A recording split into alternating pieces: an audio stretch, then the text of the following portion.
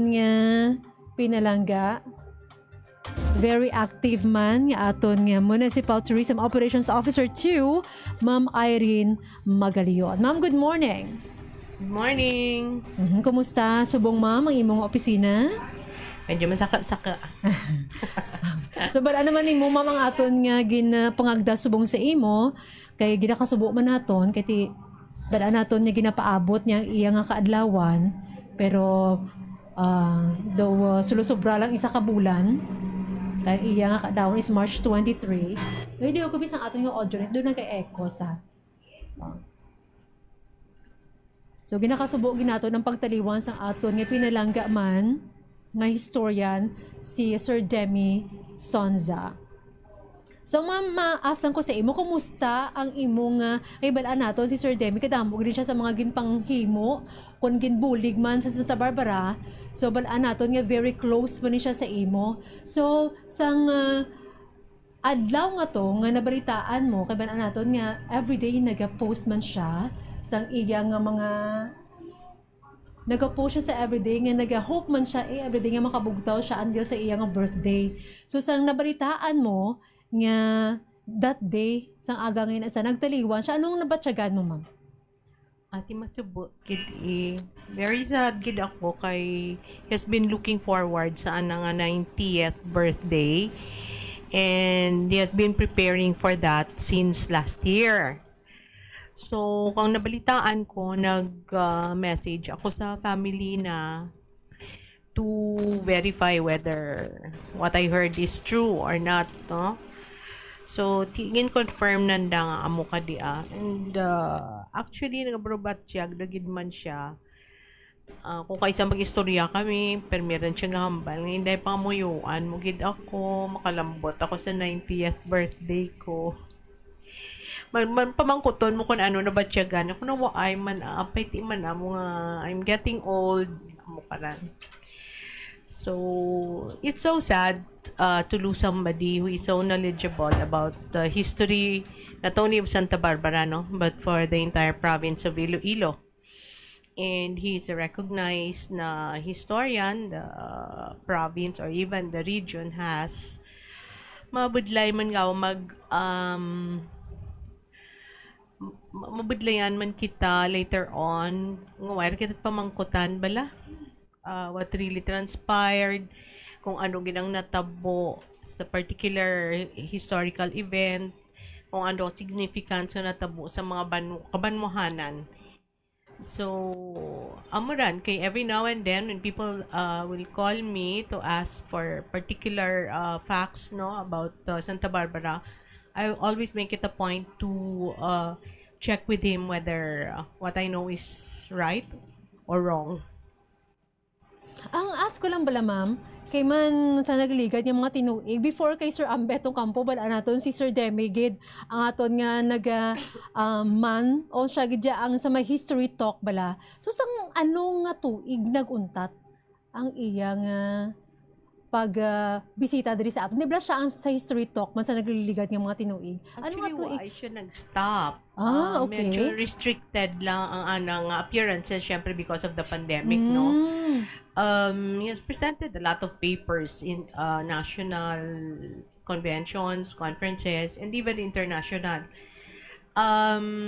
Last year, nag-lecture siya about Stephen Haveliana, ang author, balakang Without Seeing the Dawn. No, so he came together with his groups, kay chairman man siya sang Graciano Lopez-Haina Foundation. So he delivered the lecture February last year.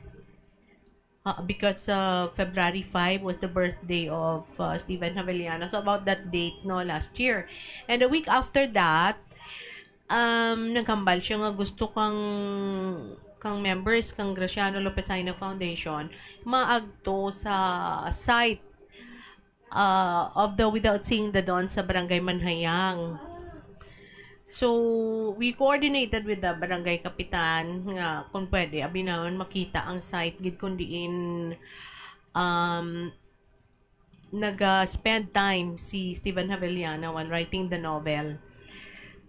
So, kung hambal kang kapitan, taw ilang na 1 week kay i-clear up naman ng aragyan pa agtutuya. No, and so that it happened a week after he joined the group agto kami tuya, and I was really surprised kay at his age medyo frail na siya. He still was able to walk about 8 minutes tuya sa pagtutuya sa site kang kundiin si Steven Nabalian nagatambay during the World War II, no, while he was writing his novel Without Seeing the Dawn. And before that, during the pandemic, we also invited him sa mga online webinars bala naman. I think we had 2 that's under the Local Historical Committees Network. I think he did 2 lectures together with the Museum of Philippine Economic History, and then one with the Santa Barbara Centennial Museum. It was entitled Iloilo's Transition from the 19th to the 20th Century. That's it. So, actually, why gid siya nag-stop giving lectures, no? Not only in history, but also in his other advocacies and interests. Ma'am, ang iya nga ginabat siya mayara sa balas ang ginasopreher nga balatian o kon sa kamalamon lang gid. According to his daughter, siguro sa kamalamon na rigid man. He was rather our vice governor and also ang aton nga provincial board member man, di ba? Oh, he was vice governor, and I think na-complete naman ang 3 terms niya sa Sangguniang Panlalawigan. And he was the chairman in culture, history, arts and tourism then. That was the time that he made a privileged speech to celebrate the 11-11-11 for General Martin Delgado, because GMTD, as what we call our hero, no, was born November 11, 1858. So, nag-celebrate kita kato 11-11-11, and we had a lot of activities, no, including the choral competition for the song Marcha Libertador. They worked together with nag-ubra kang musical arrangements, and also the late attorney Boy Cabado. Sa pag-upod mo kay Sir Demi for so long years nga naga-join man siya sa aton nga mga tourism programs, ano gid ang nakatatak sa imo nga kaisipan nga hindi mo gid makalipatan?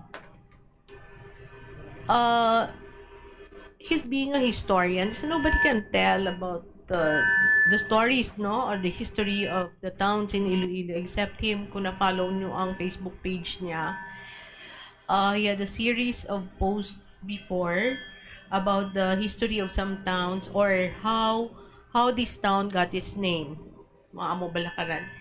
So I just hope that the family was able to compile, no, his lectures para may references kita later on, no, and also ang mga points na bala, ang mga essays ng obra na he had a book on that, pati ang pagdayaw niya ka mga rayna,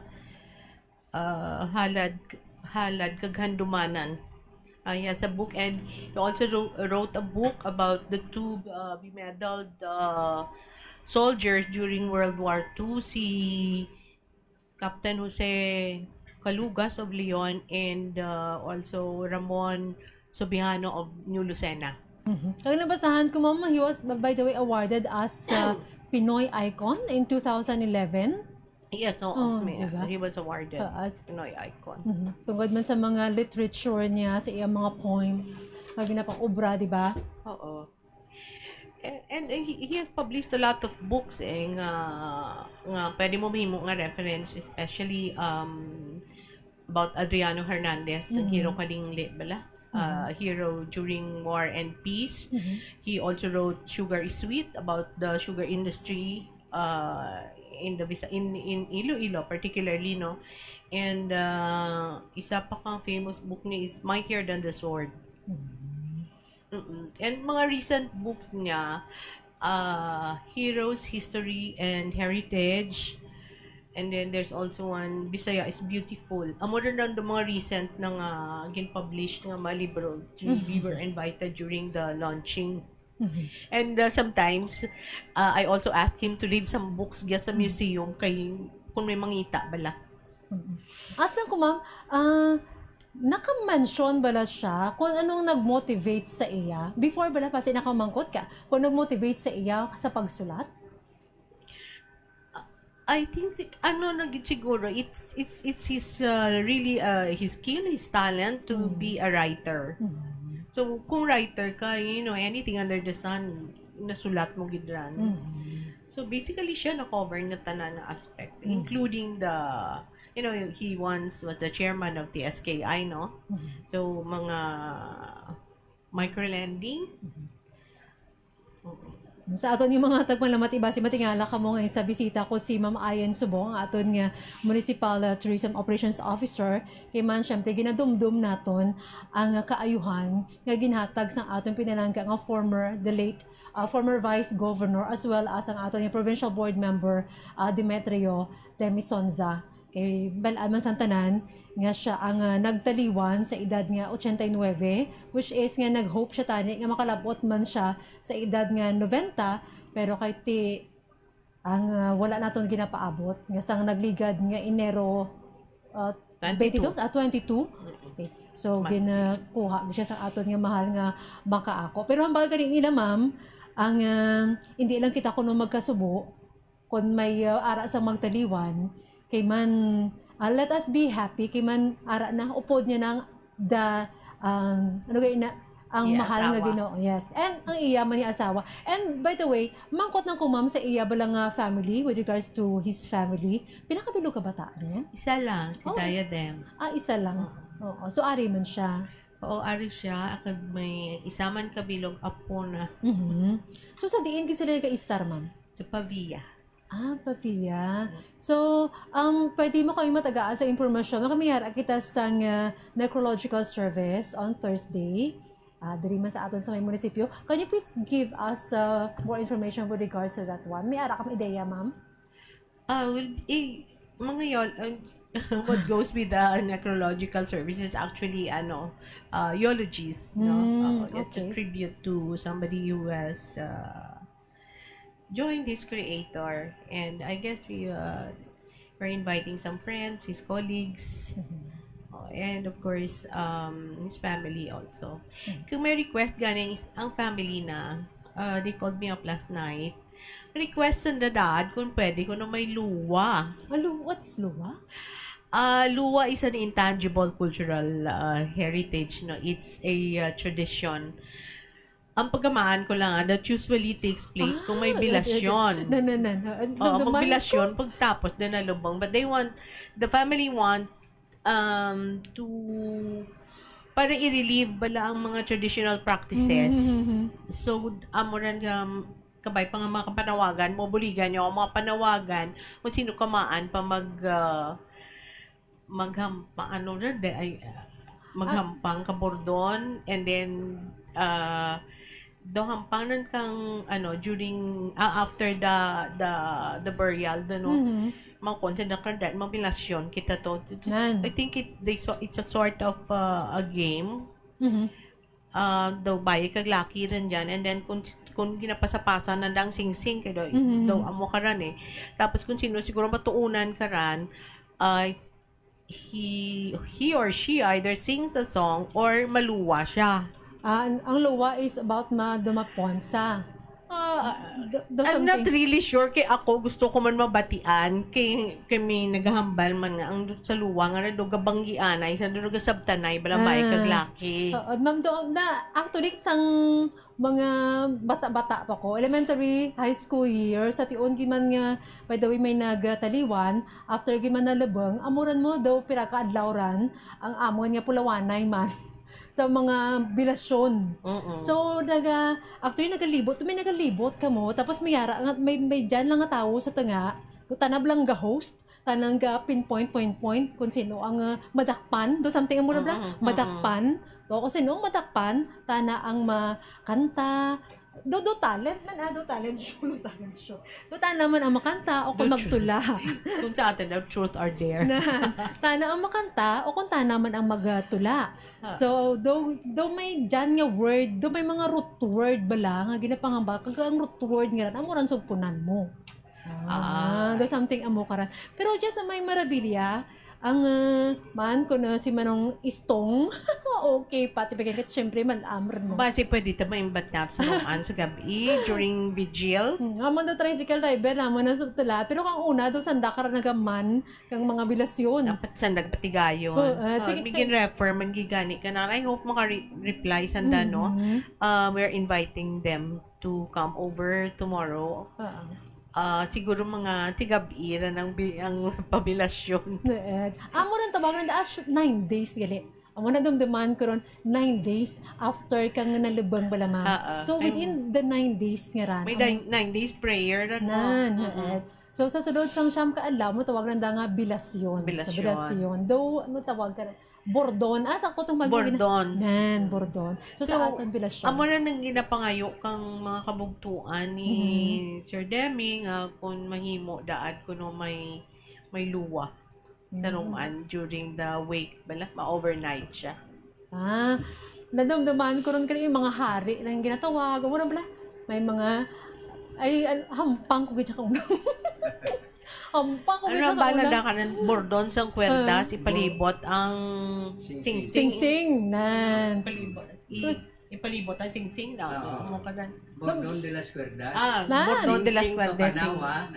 Moran. At gagaling si Sabi naghampal yung Basi maka-invite ikaw ka manugluwa sa ruman sa gabi.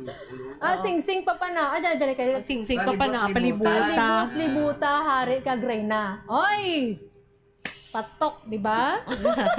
Amo na gadumduman ko na. Tapos may mga pulis, may mga hari, may mga kuring, may mga amuran gali. Kaya gusto nanda ma-document. That's part of our intangible cultural heritage. Mga traditional practices during wake or after the burial. So kung pwede taran kung pwede kita paluwa sa ruman sa gabi para nga babatian man kang mga pamatanon. Do ibalik bala natin kay nabuay na dura ran mo. Nadura rin gid. Waiden do nagapangamuyo dalang kita after sa paglubong nagapangamuyo dalang kita. So kabay pa mabalik kag sa may marabilya may dyan kami isa pero may takamaan kung dumduman na pa di piranin ko dekada nagligat.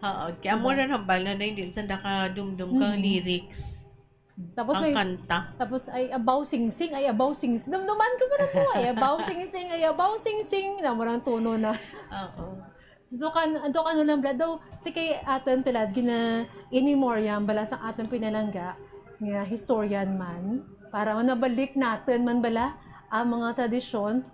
Hopefully sa tion sang aton nga necrological service mayara sang maka-imaw ka natin. Okay, because si Sir Demi is also into cultural heritage preservation bala. So, actually daw may compilation siya kang anang mga paktakan, orobatan. So, we hope nga maka-document kita kang bilasyon kag luwa sa rumaan sa gabi. Ang luwa daw papakat? Hindi ano ran? Banggian. Sana na sa Kastalsa, pero daw binalaypay. Okay. May kami,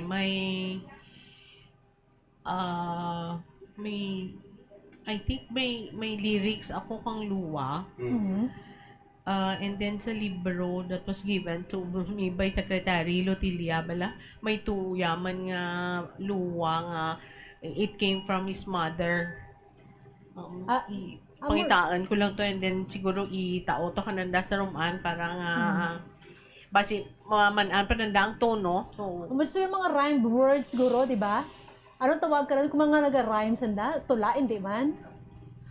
Maganda rhyme. Alam mo yung tawag na ano mo? Lain man ang banggianay o amo Ibaman, man. ma'am. Lain man ang Ah. banggianay. Ibaman. So, lain man gali. Ang mga Pero ang banggianay sa luwa man. O, Hindi. daw kanggid-anggid man. Ah. daw in words, guro nag-ano ka mo Daw debate in words. Pero may tuno. Man. Mamo pres kada Bordon de las Cuerdas, kung ikaw madakpan ka pulis sa tinga, May pulis na. Damdaman ka may pulis. May pulis, ay may dahil makanta, ikaw kung maluwa ka. Maluwa, Mura ng mura. kasyaran. Kaya tinabutan Siguro ko. it varies sa barangay. Basi lain man ang luwag yan sa piyak ng barangay, lain man guro sa iban. Magtidad, kung may kung may maka-gather, bala kang grupo, kung may mapatigayon, kuno ka diyan, nag-arabot-abot, duman ang mamanong luwang. Kaya nadamdaman ko ang singsing. Dahil doon kami na konti kita. Ang singsing, daw ginabutang bala sa imo nga lima, di ba ginahulog-hulog? Now, ang punto ka ni Ma'am Magalyon, nga ang Bordon de las Cuerdas, Paris nan, Bayi laki. bayi kag laki. Kung pila ka mo sa balay nga dyan, nga di pagkalubang, tulad nga daw, pagkagabi ka daw, umpisar na, Dilasyon. dilasyon. Astir kira magtawag ng mga malam kung nga tulod damag. Mapatian mo ran sa alas 2 sa kagaon o kung edad alaw na, nga may lusong kagalo, sabtan diya kakararaw itong napatik na kinatawag na dabla nga lipak, bala nga tina. Amuran ang... By the way, nagapamati kita, nagapangita pa kayo kita informasyon. May manog luwa pa to sa inyo. Ambot lang ma'am, kahit hindi haros na nandun nagkrapakay naman. Kaya ang tilad ng selebrasyon ka minatay ka, nagabagpo man. Obserbahan ko personal, pagtapos lubang, idir mamanaan mo, kanalubang ang bangkay, may karaoke ito nga nagkakanta sa imatayan. Siyempre, ang mga nagtaliwan, mga ano ron bala? Mga hamteng, mga modernized. I don't think kamalaman. Magluwas ka rin ka Bordon de las Cuerdas, ipinaka-highlight ra sa bilasyon mo. Ang una, panyong palaran, dagtaklapanay, bla ka panyo. Kung may panyo, taklapan mo ang bayi kung ikaw ang laki. Kag, doon magkanta ka kung magluwa ka. Tuloy ginapangambal ni Ogre, nagabalik sa kaisipan ko. Ang mga ginapang-obra naman kang una. Tapos may isa pagid ka pasyon ang bilasyon nga number. May pulis mo nagyapon. Number. Basta na ka kuring kambang ikuga na mista sa tigbaban king kese ka number pa. Ihambal mo ko ang number mo. Itudlo ka pulis, tapos ikaw masabat ka man. Bastonero, tawag daw bastonero. Sakto. Dumduman ko rin. Bangka, sakto ma'am. Amo na tawag na bangka o kung bastonero. Sa sugal, bangka. Tapos may dyan pagit kung kagaran din. Kay panay ka burak mula sa may kwan. Sa habol. Kung madagdagan tamon ka rin. Kaburak nga rin ang ginahiyop nyo. Parang hindi mo dagdag ka nimo. Kaya ikaw na madagdag sa tubang mo, mamulta ka. Makanta ka naman. Hindi makanta ka kung maluwa ka. Ano ang gadang burak? Ang gagmay nga burak nga pwede mo mahiyop lang. Kapag ka mo ka habol, kung kalapan nga habol, na bahala ka dyan. Basta hindi lang mo. Tiga kapag ka, dapat din mahulog ka nimo. Pwede ka ka-gather, ka manug-amo ka ng tiraman sa gabi. Abi. Pero may iban, pagit ba lamang may dyan, pagit nga nagkasaotan da? May karaka. Duro actually nga ato nga mga tradisyon, mas nga sa may Iloilo lang, may dyan nga nagkasaotan da, pag lumbos ka patay. Nagsama na. Ano ba ito? Amo man anda nga, amo anda ka na style bala. Na pagpabilasyon. Ang anda ka, ano ba tawag ka rin? Nalipat ako kangara na karan. Basta may ginatawag sa nakaran, diya ka natin man. Sa may, diya ka natin sa probinsya. Ang tawag ka rin, nanda dyan, ka rin tawon, taanay. Bungkaglalaw. Bungkaglalaw. Bungkaglalaw is after 1 year. Ang anda, dahil ka, check ta. Kahit may dyandan mo. Away man naghambal kuno after a year, pero amo na siya kuno ang pagbabael. So, ang ginamit mong guro yung swela, unang kay-up. Ano unang kay-up? Alin paglubang kami natay, isip ka as sa siyam, 9 days. So, tawag na sa ibang banwa, like, tigya sa may tigbawan, unang kayhap, isa ka siyam. Okay. Isa ka siyam, unang kayhap. So, isa ka siyam. So, ang bungkaglalaw, 1 year after. 1 year ginagana. Kasukatan. So, bungkag, ang ginamenta nga daw ito. Babang luksa kung sa... Nabaton mo rin sa silang sa katuig. Na-accept mo rin. So, kadalam ko dyan kagin bilin ni Vice Governor Dimison sa nga obligasyon. Correct. Pero... Ito yun na ibangon dyan Ibangon dyan mga tradisyonal nga ginahimo pa mga particular. That's why nga kinanglan kita mag-cultural mapping. Para ma-dig up ang mga old practices and traditions. Which we call the intangible cultural heritage. Mamaya, mangkot lang ko kay tilad ba naman natin, in reality, tiwaay din ang atong pinalangga ang historian, si Sir Demi. May dyan balagya ka natin sa may Santa Barbara nga nagasunod sa anang mga footsteps? May mga nag-aagto dyan sa museum to ask for reference materials, no, about the town. Pero galing lain na lain ang mga titles ng mga thesis ng dakang mga research work. I think depende sa kung ano nga field gid sa social science ang gusto na nasundon. Pero kung mo nga di historian gid like the likes of Sir Demi Abe,